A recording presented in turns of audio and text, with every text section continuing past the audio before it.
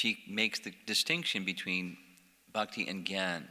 And gyan, it doesn't permit one to understand Krishna, but she understands Krishna, although she says she doesn't. She describes Krishna as inconceivable. And one of the ways he's inconceivable is he's beyond the senses at Hoksaja, and the other side of a curtain of Maya is Krishna. She cannot see Krishna because of the curtain of Maya. She sees him, but she doesn't see him, and we discussed that elaborately this morning. Very nice discussion. So, Krishna protects those who have him as their only shelter. But Krishna is impartial, is equal to all. So it looks like partiality. We're going to hear about that shortly. Is he partial or is he impartial? If he gives protection to his devotee, why doesn't he give protection to everyone if he's impartial? So there's many points that Kunti draws our attention to in her prayers that are seeming contradictions. But part of the conclusion here is that Krishna is such that in him all contradictory qualities are reconciled. She understands that. But those that are jnanis or empirically try to understand Krishna can't understand Krishna because there's these contradictions and contradictory qualities in his nature, in his pastimes, in his intentions. She points these things out. But again, this theme of again and again and again in different ways, there are contradictory aspects of Krishna. So now we'll begin reading, I'll just read in little description of verses 18 through 24.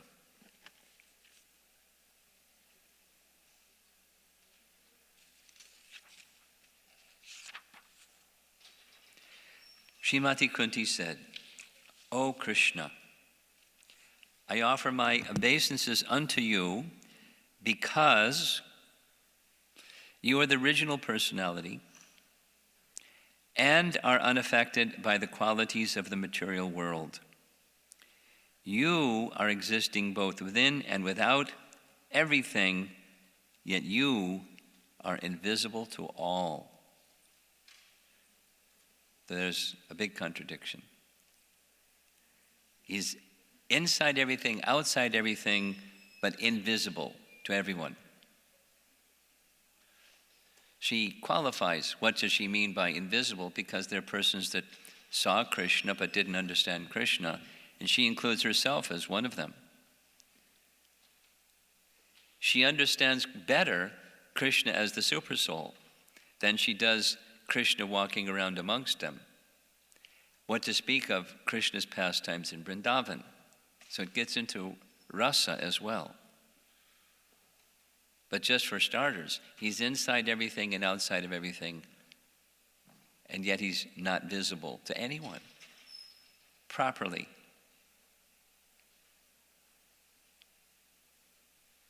We'll see as we go along how she takes that message and goes more deeply with that message.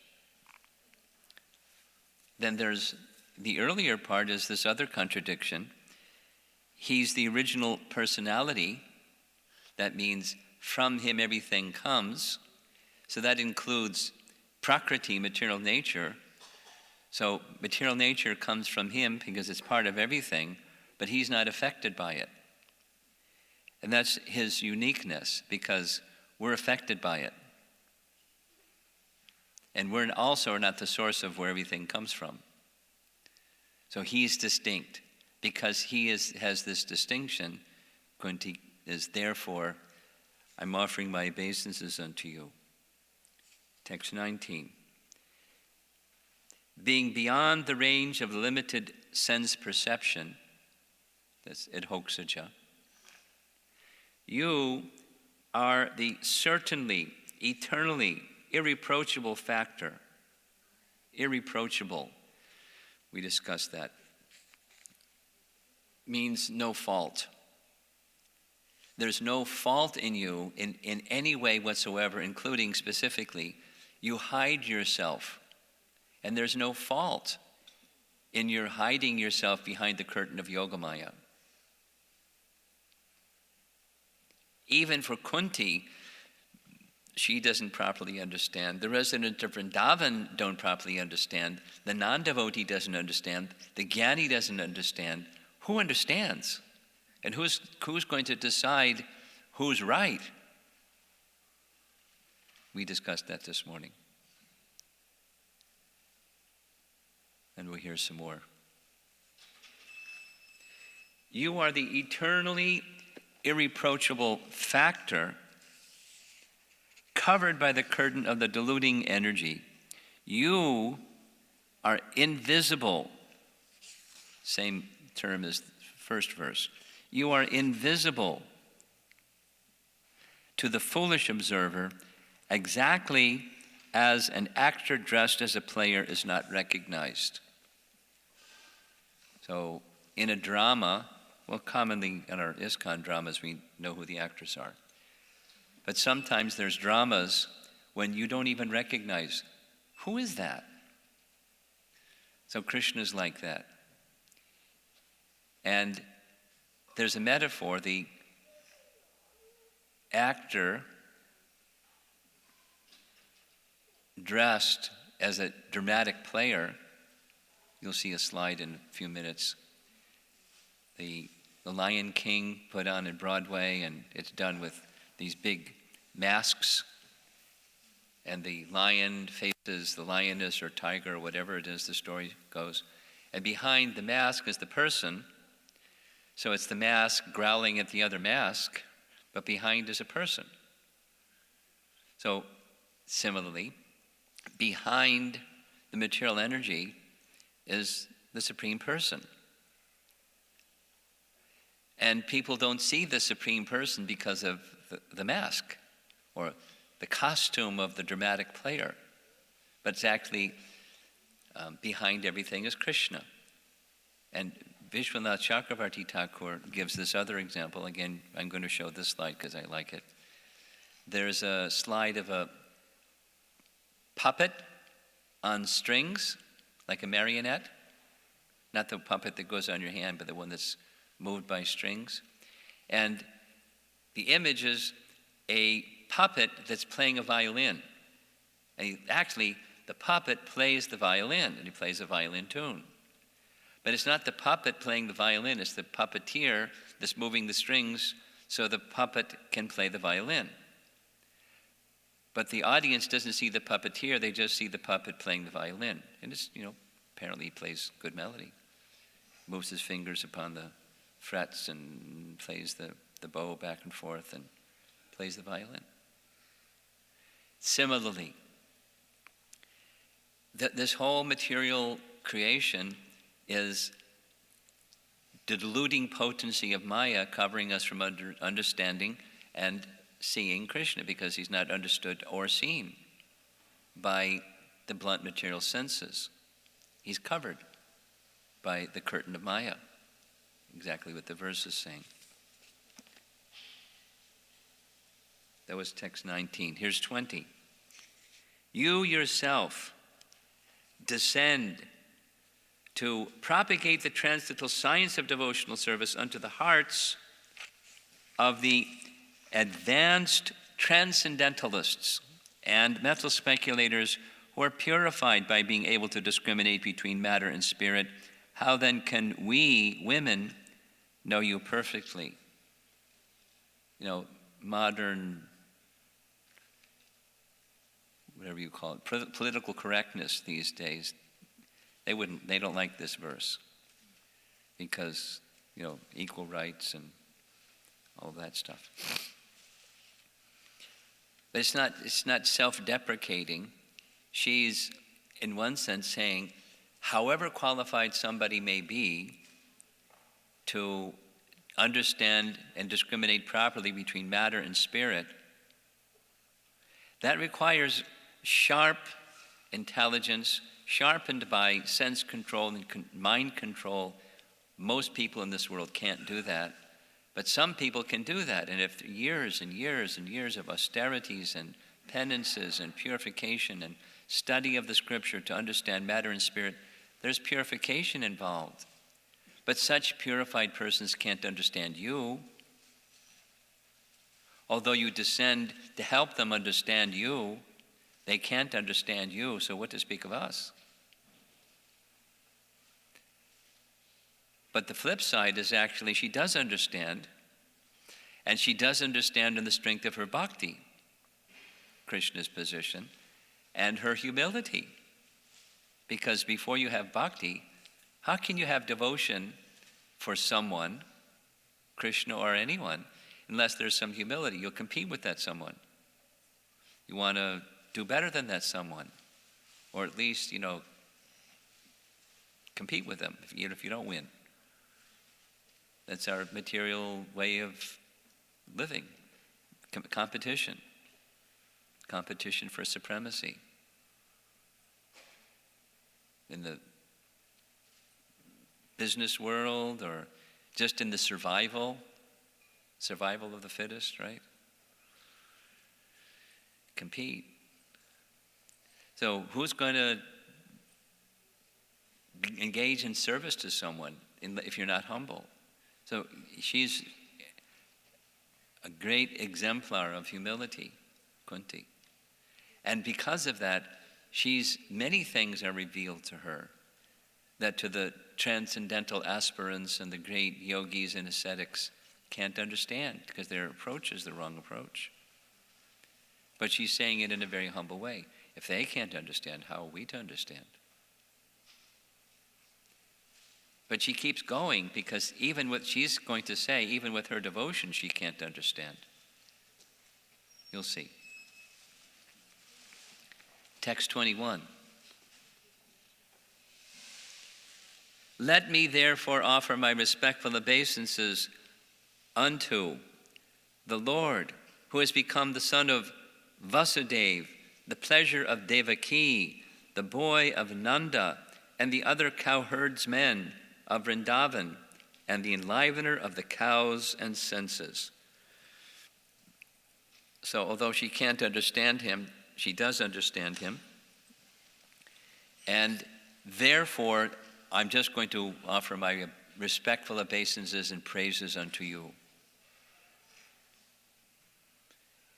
And she starts with Vasudeva, and she places above Vasudeva's Devaki, and above Devaki is Nanda Maharaj and the other cowherd men. She doesn't mention Mother Yasoda. She's going to mention Mother Yasoda later, but she's in a category of her own. We'll hear that in a little bit. And then the cows and the residents of Vrindavan. She recognizes the hierarchy as the Bhagavatam is teaching us. The residents of Vrindavan are the most exalted amongst all of Krishna's devotees. Those of you that have a little familiarity with Brihat Bhagavatamrita, that's one of its messages. Because Brihat Bhagavatamrita, it's been translated by Gopi Pranadhana, and the BBT published it.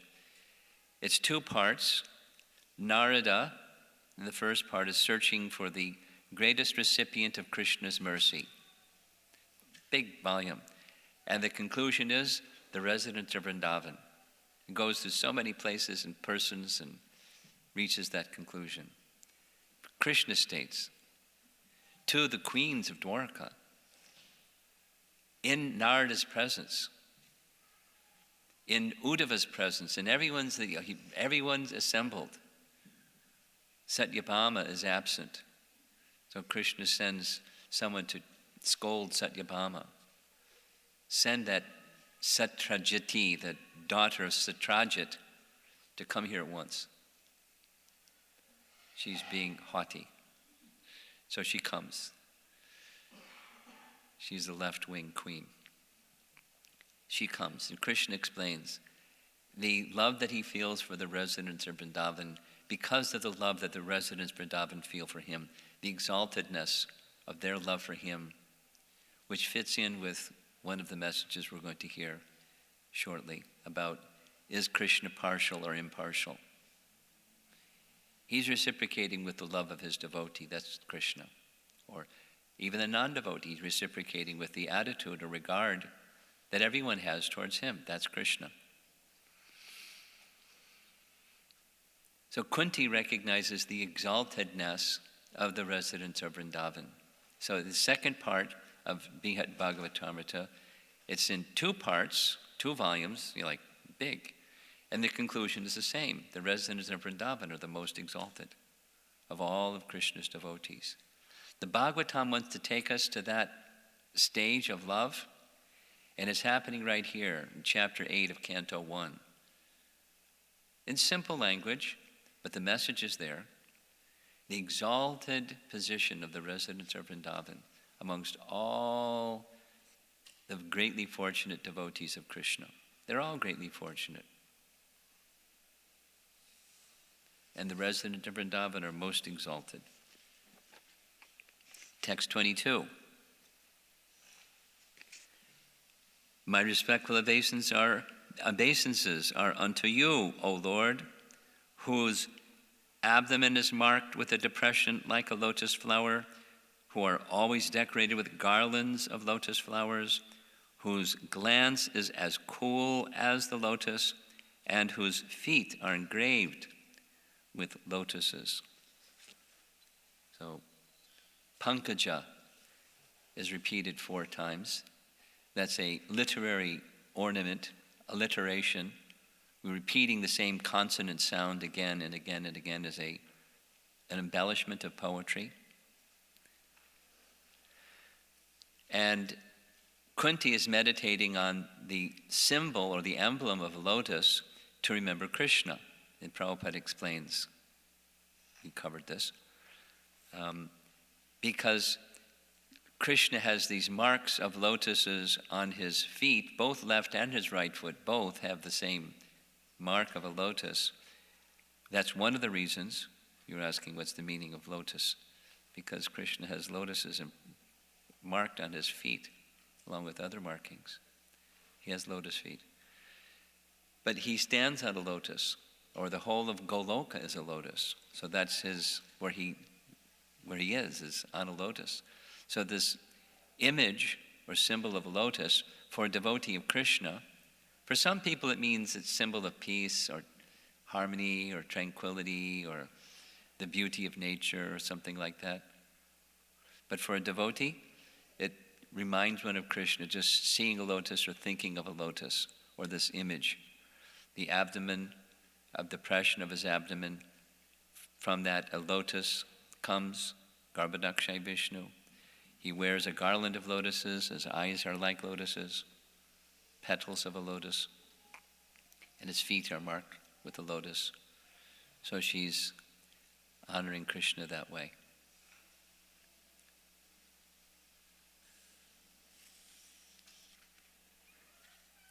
Just a little anecdotal sharing. When Prabhupada came to America, he brought the first canto in 3 volumes. Later it was published by the BBT like this, 1 volume. So some fortunate devotees, I wasn't one of them, received copies of that first canto, Bhagavatam. And one of them was a devotee that was with us on Harinam Sankirtan, because from day number 2 that I was living or staying at a temple, we all went out on Harinam, everybody, except for the cook and the pujari. But even the temple president, everyone went out in Harinam. So one of the devotees was really knowledgeable in the prayers of the Bhagavatam, and one of the things that we would regularly sing on Harinam, along with Hare Krishna, was these 2 verses, Namo Pankaja Ma. So, Devaki Nandanaya Cha, Nanda Gopa Kumaraya, Govindaya Namo Namaha. Krishnaya Vasudevaya. Just to the same melody, Hare Krishna melody, it fits. And then everyone would respond once we learned the words, and then chant Hare Krishna, and then the next Kunti's prayer, and go back to the first one. It was a nice meditation on Kunti's mood of taking shelter of the personality of Godhead.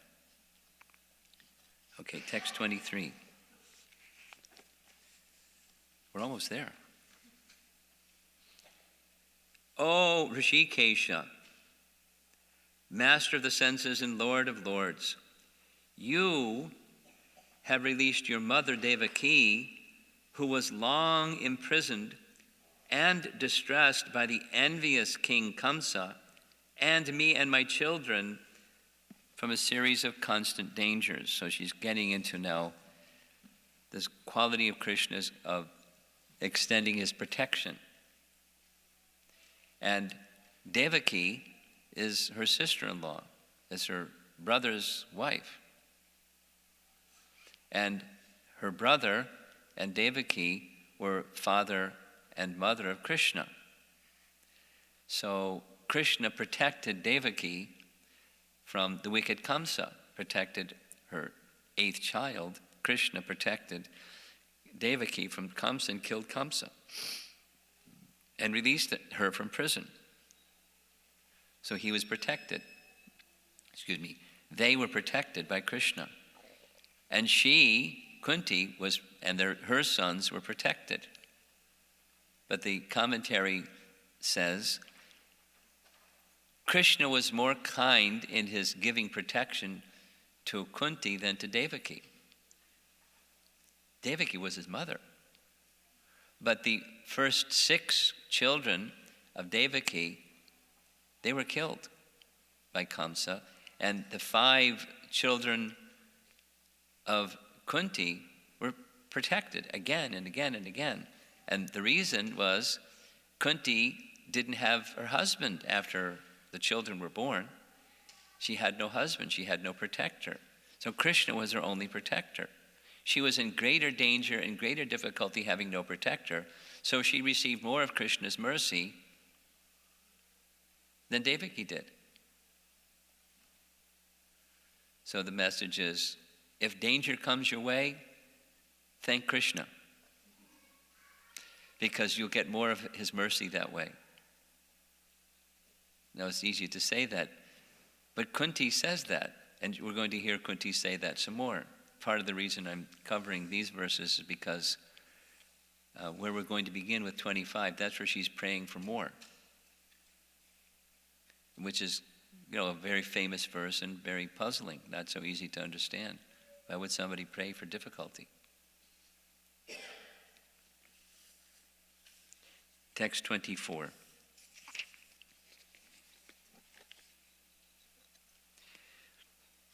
My dear Lord Krishna, your lordship has protected us, that's her and her sons, from a poisoned cake, from a great fire, from cannibals, Hidimbi, from the vicious assembly, from suffering during our exile in the forest, and from the battle where great generals fought. So we went through like the whole Mahabharata Katha for a while. That's why it took 2 hours. We're not going to do it again. But difficulty after difficulty after difficulty came their way, and Krishna, each circumstance, Krishna stepped in and gave them protection again and again and again. So Krishna is showing partiality, it looks like, to Kunti and the Pandavas, which is puzzling. And now you have saved us from the weapon of Ashvatthama, because that was the last of the events that took place in Krishna's protection before Yudhisthira was made the king, and now he's the king, and now Krishna's leaving. So Krishna, you've protected us, so the message goes like this. Looks like to you, or maybe to somebody, that now all the opposition is gone because they've all been killed on the battle. But they all have relatives. The kings, they have their sons or they have their relatives, and they're going to come after us. So Krishna, stay. We'll need your protection. You protected us again and again. Please continue to give us your protection. That's the summary of what we covered this morning. Now we're just going to cover 3 verses, 25, 6, and 7, and we'll take a break. And then another 3 verses, 28, 29, 30, and we'll finish, hopefully in time. So here's the first of those verses, 25. Here she's asking, I wish that all those calamities would happen again and again, so that we could see you again and again, for seeing you means that we will no longer see repeated births and deaths. So a little explanation of why Kunti, she's not a masochist. She's not, have some psychological disturbance. She understands Krishna's nature. She understands Krishna is very kind in all circumstances, and he especially exhibits that kindness when there's some kind of difficulty. This word vipada in the verse means calamities. Some of you may know this verse that Prabhupada would quote often, padam padam yadvi padam natesham. It's Prahlad Maharaj speaking that in this material world there is a place of danger at every step. Padam padam yadvi padam natesham. So danger or calamity, it's the nature of this place, not just for the Pandavas, for any one of us. There's danger at every step. So what do you do when you're in a place where there's danger at every step? You take shelter of a protector. That's Kunti's position. Now I'm going to read the purport because to summarize it, there's too much in it, so I'm just going to read it. The only one out of all these verses, I'm going to read the purport. It's so nice.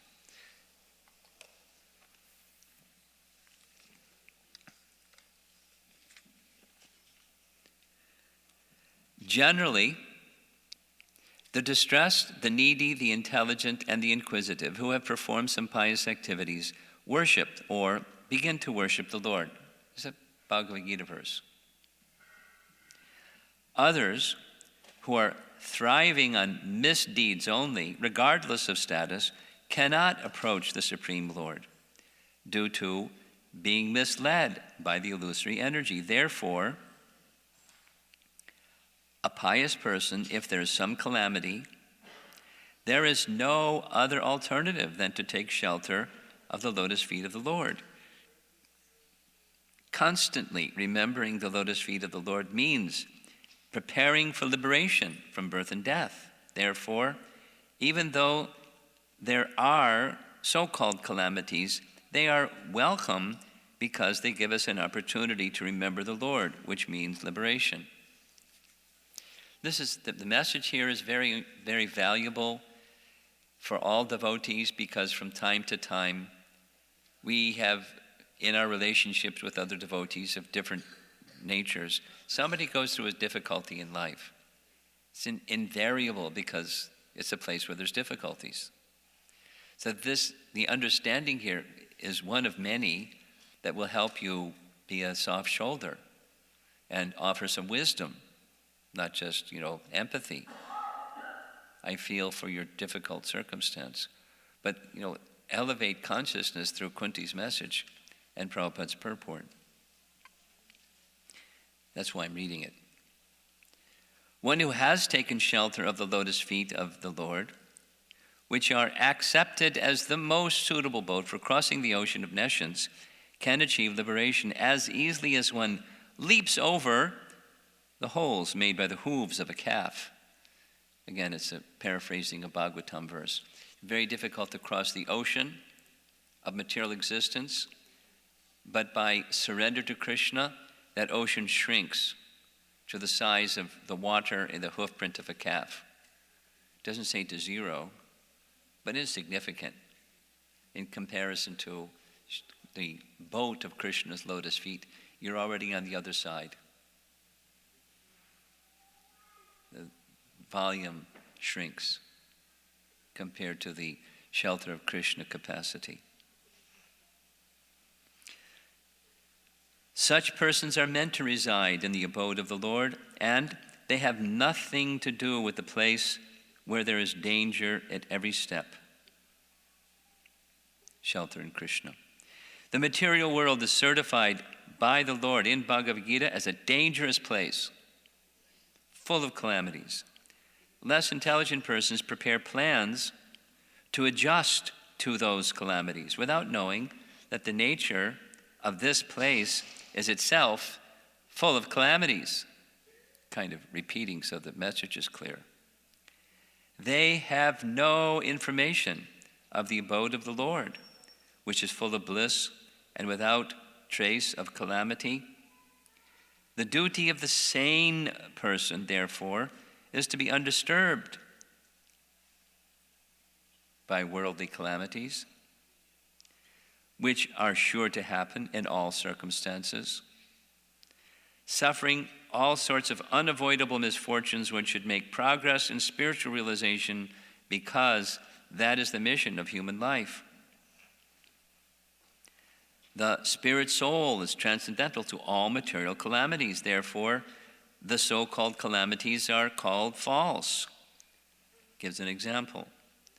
A man may see a tiger swallowing him in a dream, and he may cry for this calamity. Actually, there's no tiger, and there's no suffering. It's simply a case of dreams. In the same way, all calamities of life are said to be dreams. If someone is lucky enough to get in contact with the Lord by devotional service, it is all gain. Contact with the Lord by any one of the 9 devotional services is always a forward step on the path going back home, back to Godhead. So,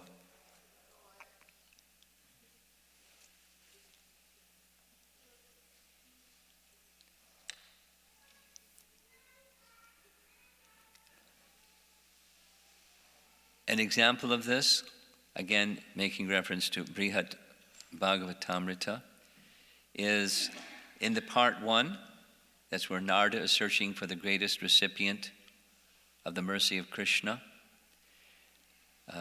Narada visits Prahlad,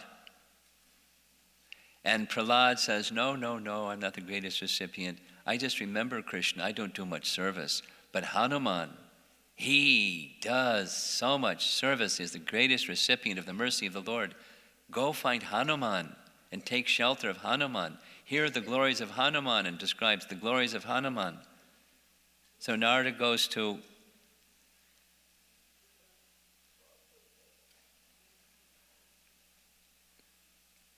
Gandharvika.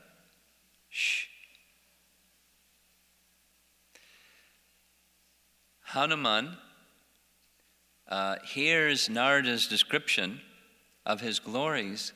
He says, no. I'm not the greatest recipient of the mercy of the Lord. For example, I was serving him, and when he went back to Ayodhya, the spiritual world, he took everybody except me. He left me behind. And here's my other disqualifications, this and that, the other thing.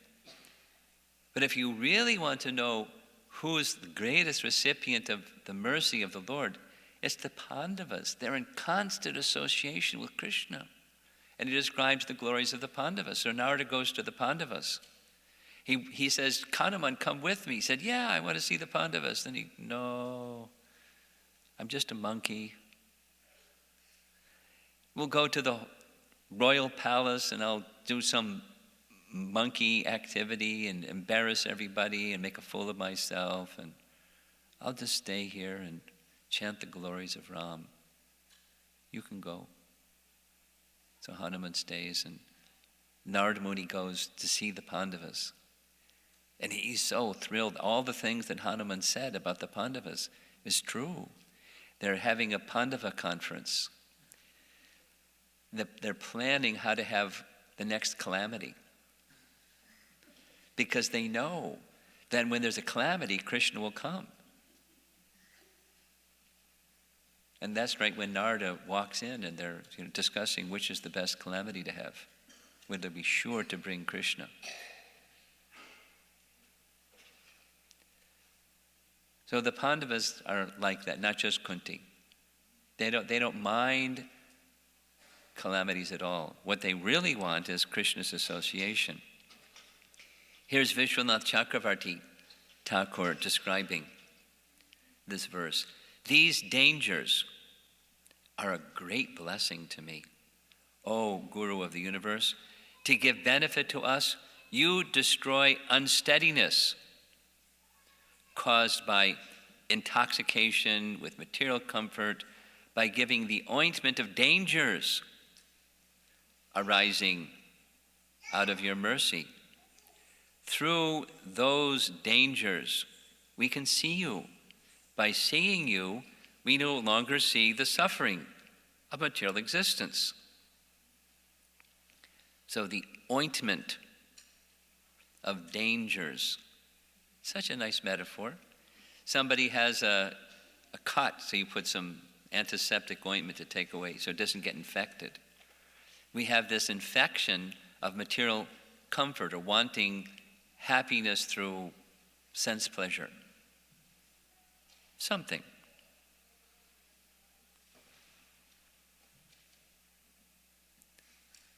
Remember when I was here for the Thanksgiving holiday, and it was Thanksgiving Day was Thursday, and the day after that is Black Friday, and how many people were shopping on Black Friday? It's just like tradition to go find happiness by shopping on Black Friday. It's so crowded and it's crazy. Go when it's quieter. As soon as the season is over, sales, everything is half price. I just go shopping when it's half price and it's not so crowded. It's crazy. It's America. The land of sense gratification. So Vishwanath is saying this is like a disease, the disease of unsteadiness that's caused by intoxication with material comfort. So Krishna is kind. He gives them the ointment of danger that permits one to then take deeper shelter. Krishna shows himself by seeing Krishna, no longer material sufferings in material existence. 2 more to go and we're done. Text 26. Another very famous, all these verses are especially, Janmaishvarya Shutra Shribhir, Edamanamadak Puman. Prabhupada would quote that so often. Tvam akinchana gocharam. My dear Lord, your lordship can easily be approached, but only by those who are materially exhausted. I put this in bright letters because it comes twice. This verse 26 and 27, the same phrase almost is used. Akinchana, gocharam in this verse. Materially exhausted. One who is on the path of material progress, trying to improve himself with respectable parentage, great opulence, high education, and bodily beauty, cannot approach you with sincere feeling. So, something that I remember hearing very, very early as a devotee, Prabhupada would say, in Sanskrit there are 2 terms. He would start like that. there is the path of increasing one's involvement and prosperity in the material energy, pravriti marg, and the path of decreasing one's involvement in material energy, or nivriti marg. And this bhakti process is the nivriti marg. It's right in the purport of the first verse of Canto 1. So Queen Kunti is saying it too, only she's saying it in the negative. Those that are in this pravriti marg, or wishing to increase their happiness through material prosperity, because that's what people do. If they're pious, that's what they do. Because piety brings the fruits of piety, and these 4 items are the fruits of piety. And you see the absence of these, and it's impiety. You see the presence of these, it's the fruit of piety. So people do pious deeds so that they can prosper. One time I was visiting, as a brahmachari for some years, I distributed books, like 10 years. Just my life was book distribution. Very nice life. And one of the places that I was requested to go was Puerto Rico, because the Puerto Rico airport had become legal for book distribution. So I didn't speak any Spanish, but Gajahanta Prabhu and I were requested to go to Puerto Rico. So for almost a year, I distributed books in Puerto Rico. I learned to speak Spanish better than the 5 years that I studied French in high school, just by distributing books. And the 2 years that I studied German in college. So some years later, I was invited to go back and visit.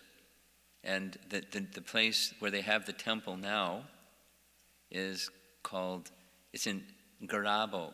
Garabo is kind of up on a hill and overlooking the tropical rainforest of Puerto Rico. So to get there, you go through this kind of valley thing from the airport. And as we were going along the road, there was this, right in the middle of nowhere, a big skyscraper building going up. And I asked, what's that? And they said, oh, that's Reverend so-and-so. So I said, no, it's a skyscraper building. It's not Reverend so-and-so. What's that?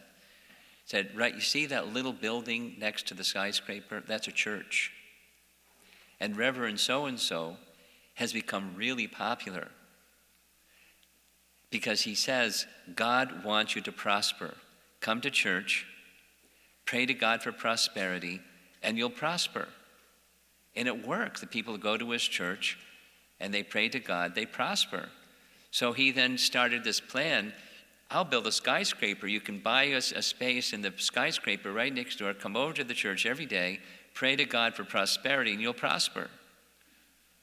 He's a really popular guy.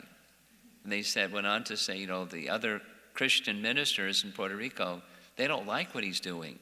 He's cheating the people, because the purpose of religion is not just pray to God so you can prosper. But I think their main reason is that he was too successful, too much competition, because they probably do the same thing too. It's common. I could give more examples, but it's common. And it's not just one tradition or another tradition or another tradition. Dharma, in the Vedic paradigm, is performed for people who want artha, economic development. And they want economic development for kama. And generally it stops there. There is another one, number 4 is moksha. And there's one that comes after moksha, but people don't even know about that one. And very rarely do people, according to Krishna and Bhagavad Gita, hardly one aspires for moksha. Hardly one even asks about the absolute truth. They just want prosperity. Dharma, artha, kama, period. And this life and the next. So, according to what Kunti is saying, someone who has that mentality, they cannot with sincere feeling, approach Krishna. It's connected to the calamity message.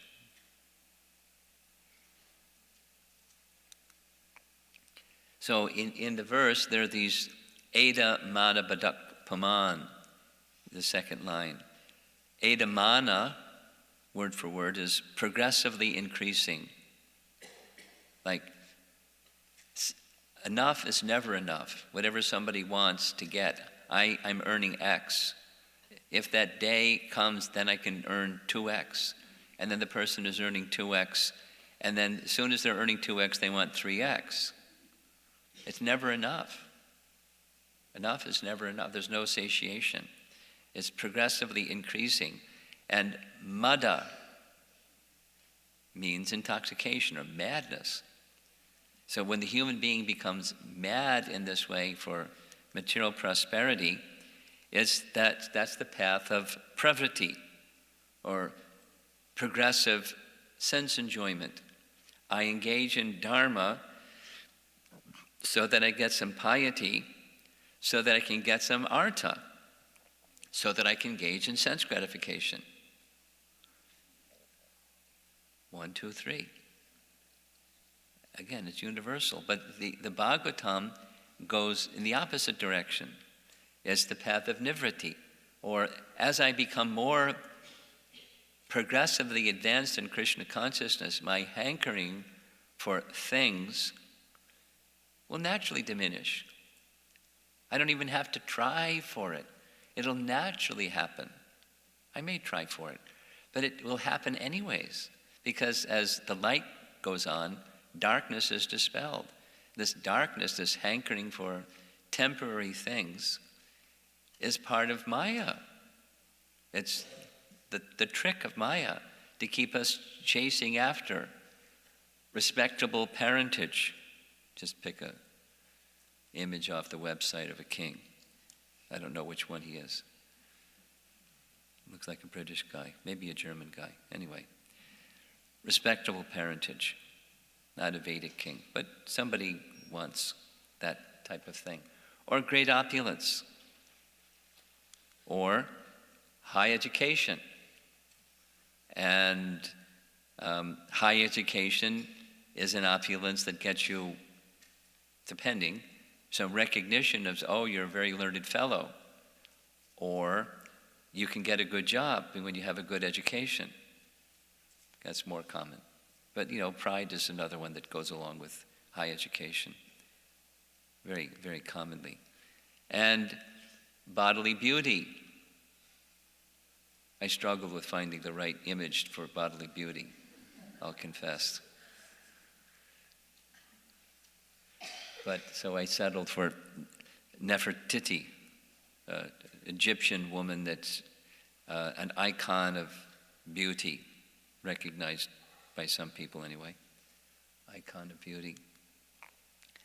But what Kunti is saying is, and this is exactly what Vishwanath Chakravarti Thakur says in his commentary, the security of the material world is actually a danger.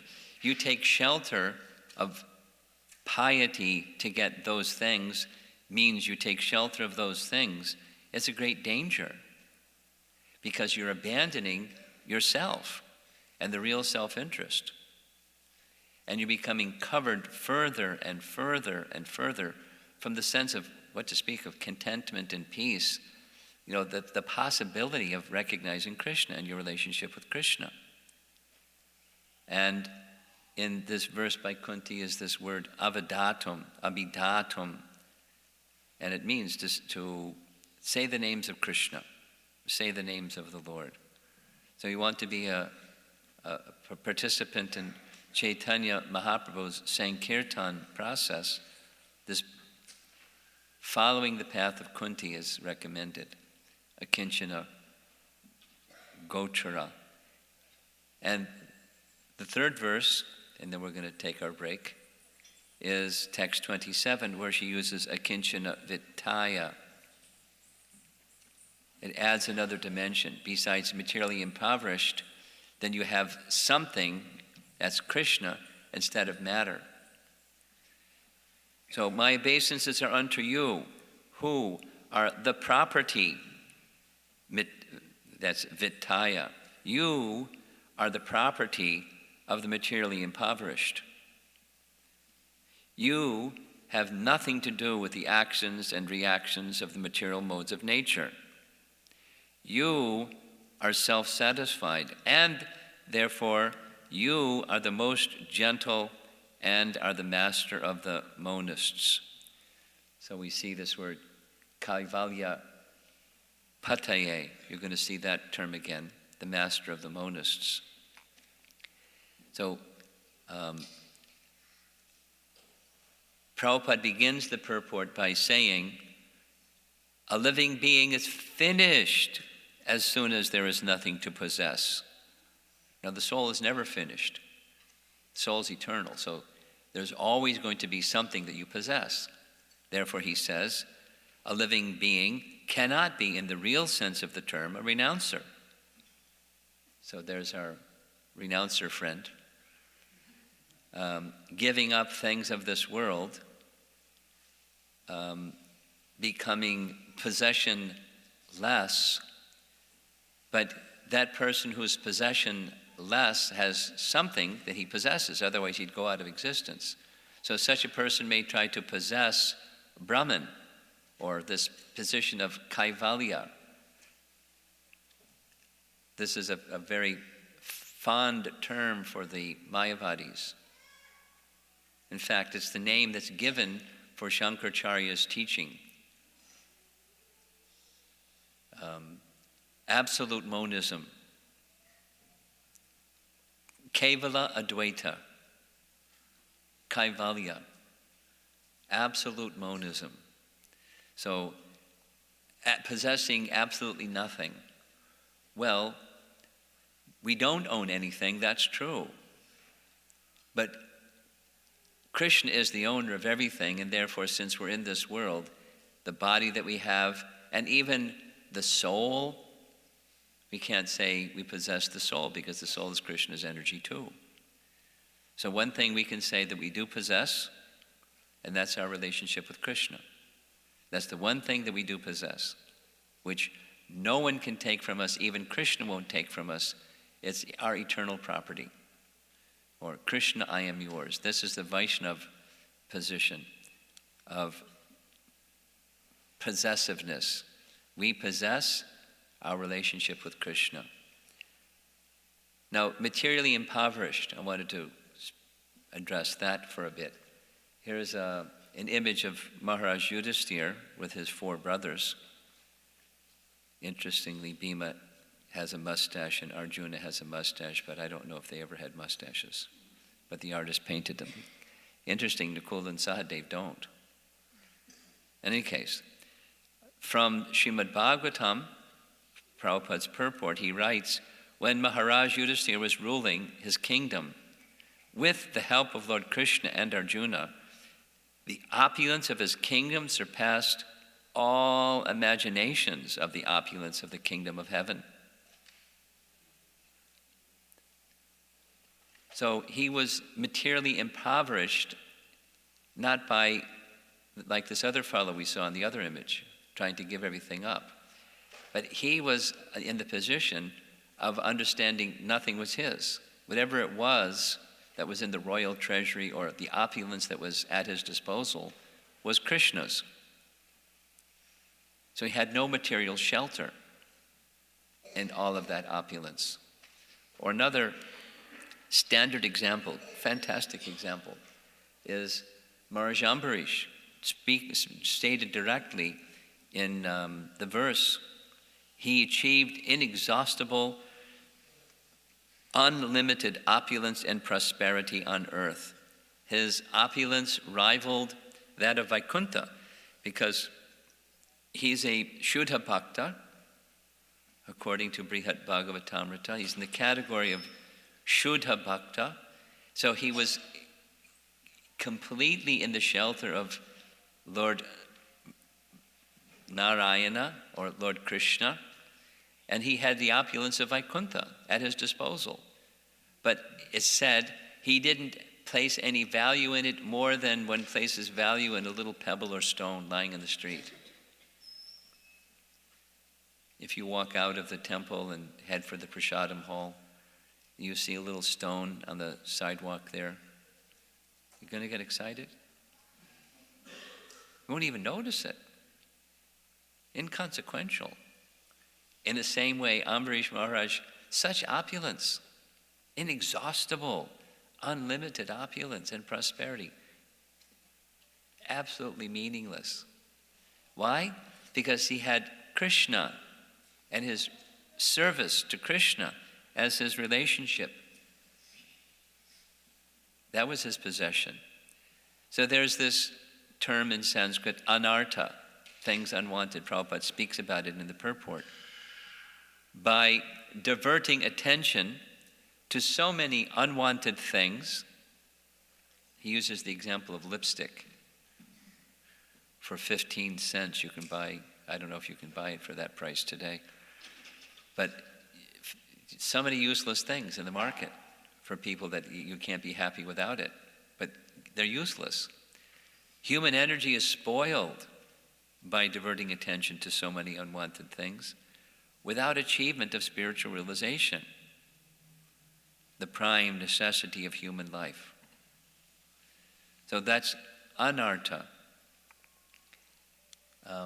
The best means of spiritual realization is chanting of the holy name of the Lord, directly stated by Prabhupada. So it's one of the offenses against the holy name. Maintain material attachments, then you can't feelingly call out Krishna's name.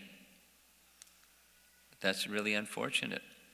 So again, Prabhupada's words, the material disease is due to hankering after and lording it over material nature. This hankering is due to the interaction of the three modes of nature.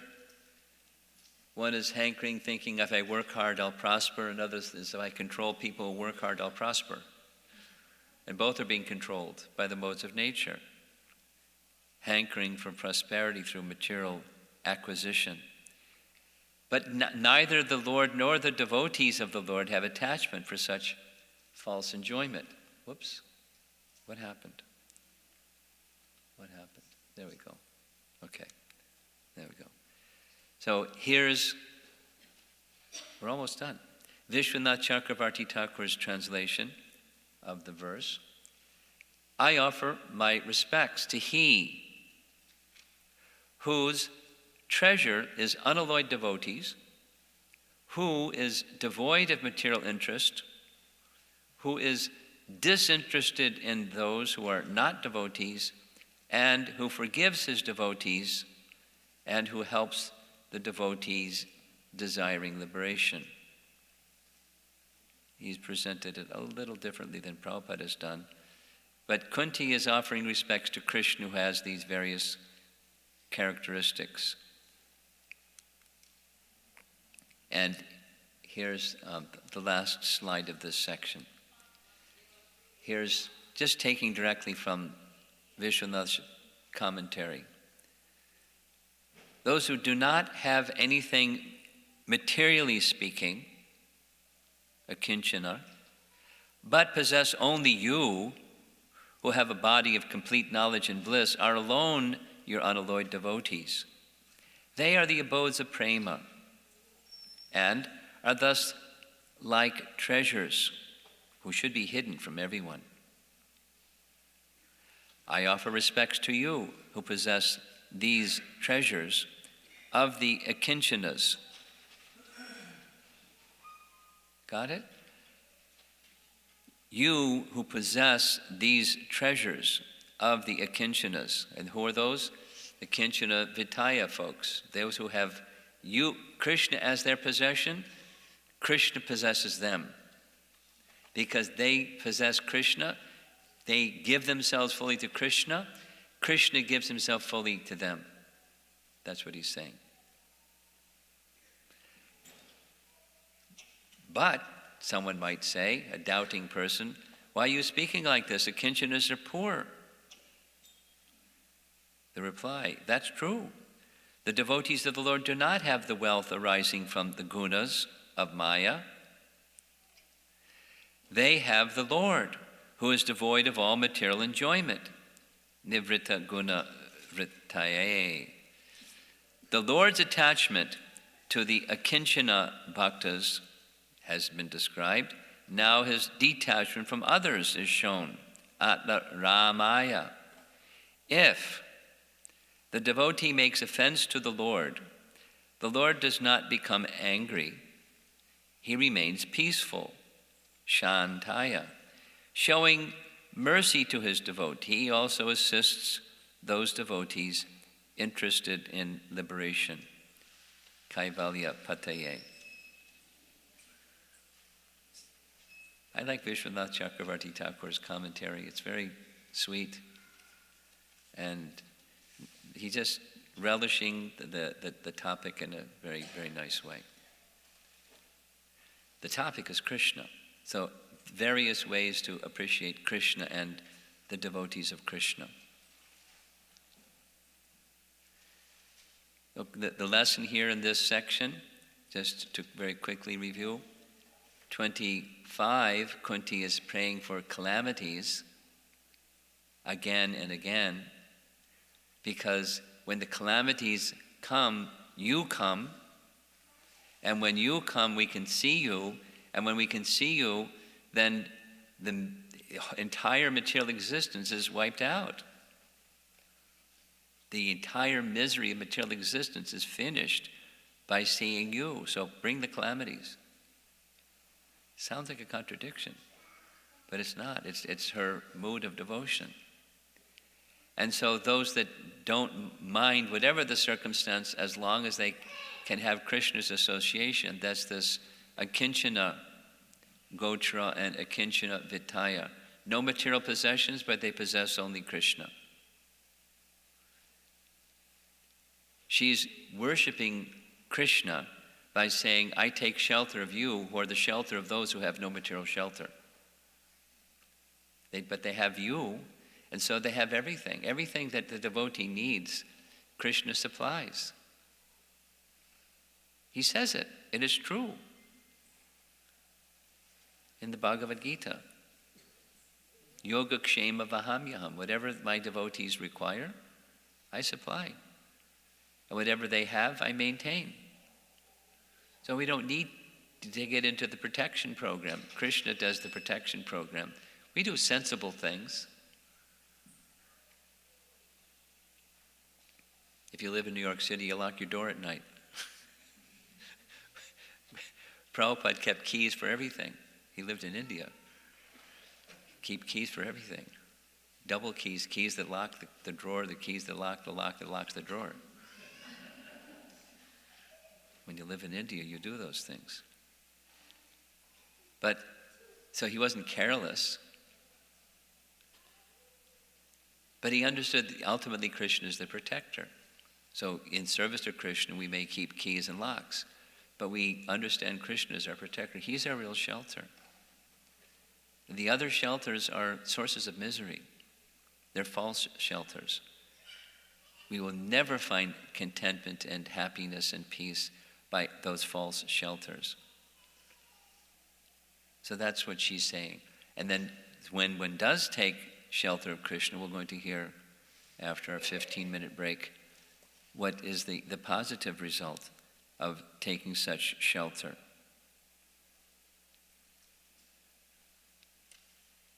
Okay, so any comments or questions?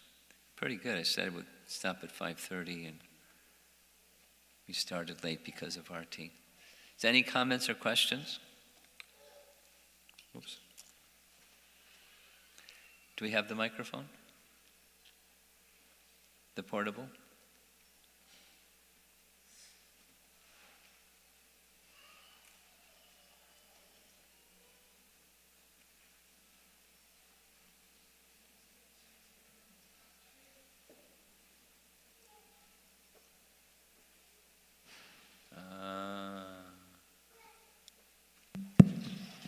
Right over here, raise your hand.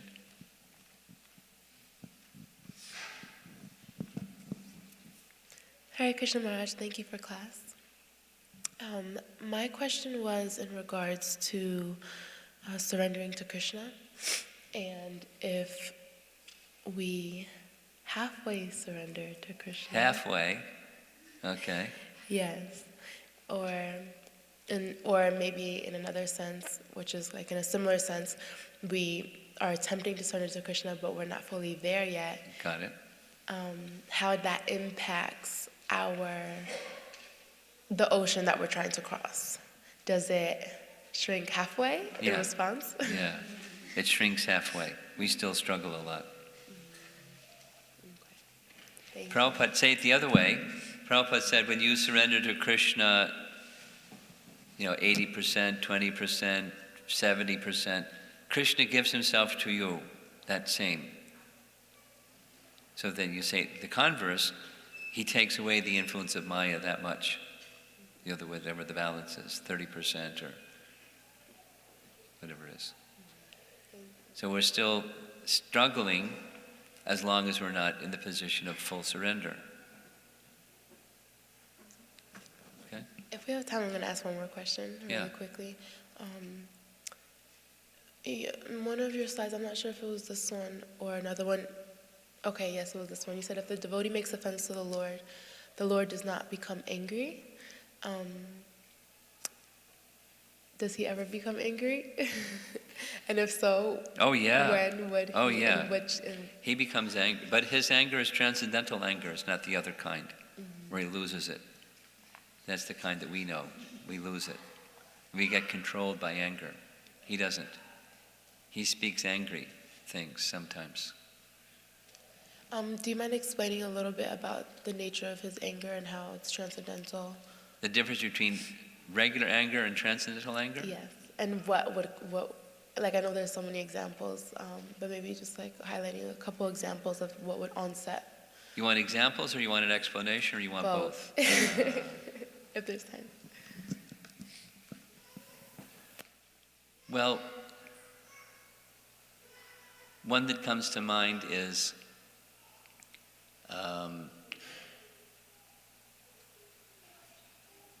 Pondraka. Pondraka was a fool, a jiva soul that was claiming to be Vishnu. So he pasted on 2 extra arms. And he sent a messenger to Krishna, said, "You stop imitating me. I'm Vishnu. You stop this or I'll come and destroy you." Sent a messenger. So Krishna sent the messenger back saying, "You can tell Pondraka, he doesn't have to come here. I'll go there and destroy him." So there was some chivalrous talk between Pondraka and Krishna took his Sudarshan chakra, cut off the false 2 arms first, and then his head. That was the end of Pondraka. So, chivalrous, sometimes when there's combat, because Krishna is reciprocating. Yayatam mam prapadyante, you know the verse from Bhagavad Gita? As they surrender, prapadyante, as they surrender unto me, I reward them accordingly. That's the verse. So those that were demons, they were inimical towards Krishna. So Krishna would process that inimical attitude this way. "Oh, you'd like me to be your enemy? Very well, I'll be your enemy." So he would speak enemy words, chivalrous talk, like he was angry. But it's transcendental anger. It wasn't just play acting. It was transcendental anger. We'll see this in the afternoon in relation to Mother Jasoda, where Krishna was afraid. It wasn't play acting, where Mother Jasoda had her stick and he was crying. He wasn't pretending to be afraid like a play actor.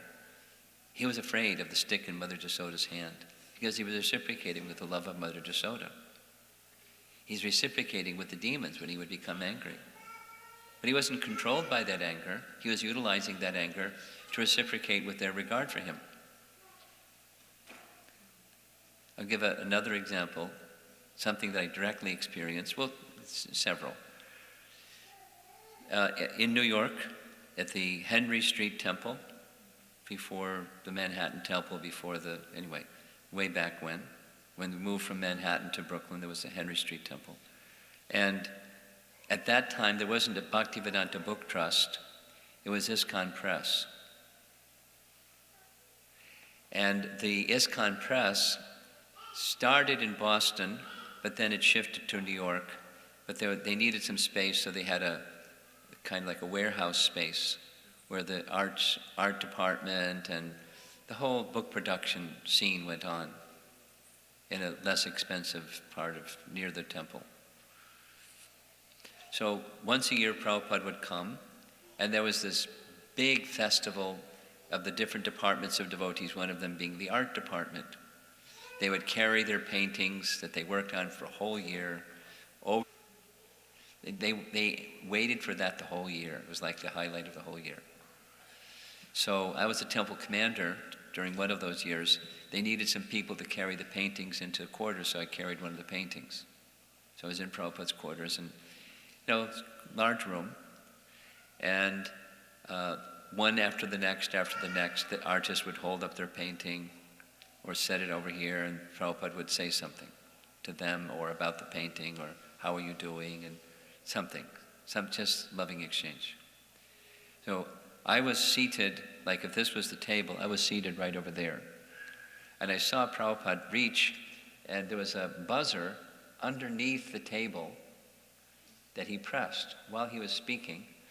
And it was a buzzer that went to his servant that was in the distant room. It was the signal to the servant to come in. So when the servant came in, he was still paying his obeisances, and the mood was this loving, jolly, joyful, happy crescendo of mirth experience. And right in the middle of it, all of a sudden, Prabhupada's voice became like thunder. While the devotee was still paying obeisances, Prabhupada raised his voice in a very angry tone and said something. I don't remember what it was because my mind blanked out when I heard the tone. And the devotee was, very grave and, yes, Prabhupada, did something, paid obeisances and left. And as soon as the devotee left the room, it was like it never happened, and Prabhupada was right back in the mood of joy and celebration and happiness.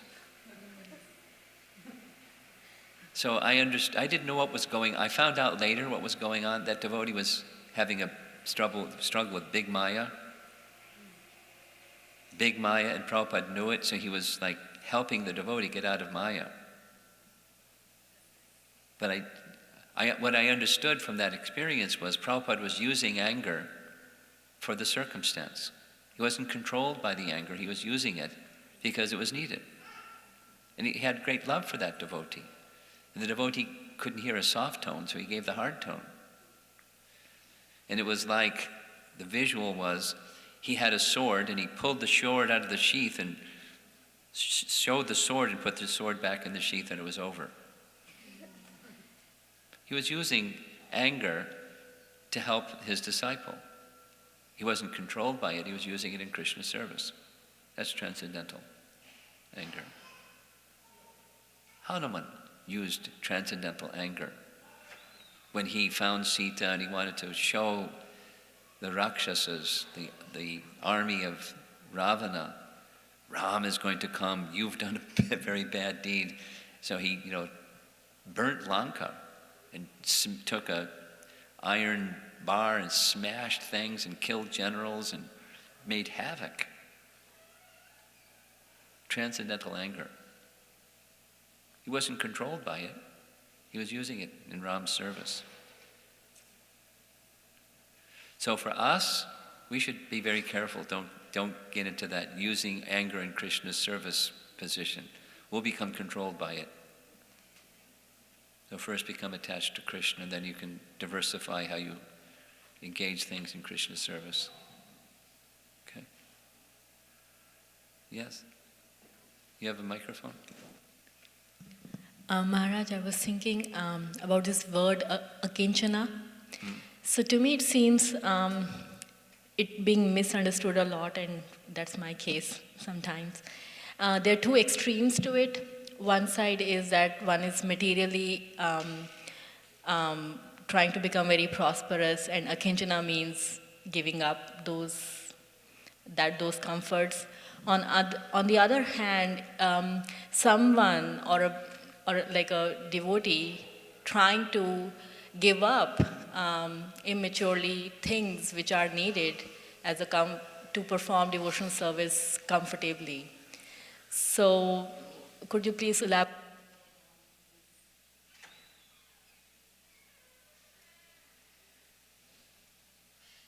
Someone's just done something with the control. Are we okay? Okay. Well, don't stay in the middle of the road is a short answer. Don't go to the left into the ditch and don't go to the right into the ditch. Stay in the middle of the road. So it's good if you know what your necessities are and you accept your necessities. Not too little, not too much. Necessities. And as you progress spiritually, that which you need materially will diminish. That which I may use in Krishna's service may increase.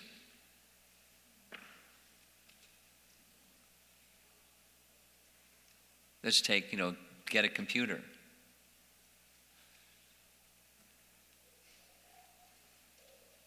Just personally, I was determined I was not going to get a computer. I didn't want to get hooked up into the la-la land of technology. I just, refused to do it for years.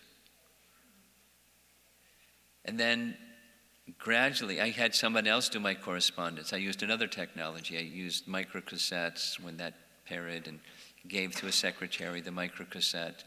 And then they would transcribe the microcassette, and I'd get the transcribed lectures and have to take this extra step of editing the transcribed lectures, and then they would type it out and then send it. But then I started understanding there's many things that you can do with a computer that's beneficial for Krishna's service. So I finally broke down and got one. So then I was increasing, involvement in the material energy, but only for the purpose of service to Krishna. So if there's something that's useful for the service to Krishna, then, think twice or thrice or 4 times or 5 times about it before you do it. But if it's for the service to Krishna, then you do it. And then on the other side, giving things up. We shouldn't artificially give things up. Because if you're exactly what Krishna says in Bhagavad Gita, if you give things up and your mind's dwelling on those things, it's pretense. But it's good to progressively diminish, at least incrementally, and strive for progressively diminishing, and don't add things unnecessarily. But if you add something, let it be for Krishna's service only. And be very cautious that once you get something that's for Krishna's service, it's easy to use that thing that's not in Krishna's service, that what is acquired for Krishna's service. A computer is a great example. Real easy to fall in Maya with a computer.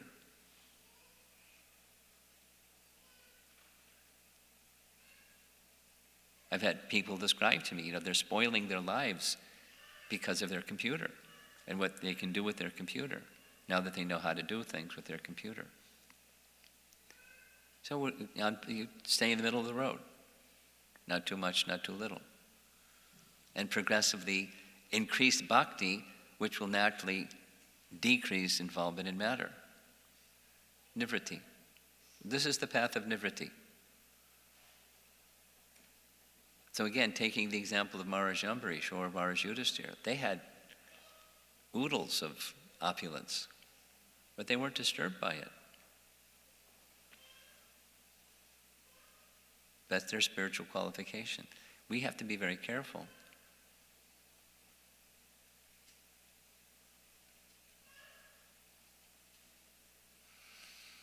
Something else?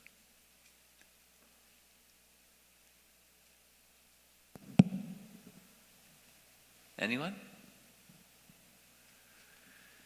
Okay, we're going to take a 15-minute break. Look at this. It's 10 minutes to 6. See you at 5 minutes after 6. Srila Prabhupada ki jai.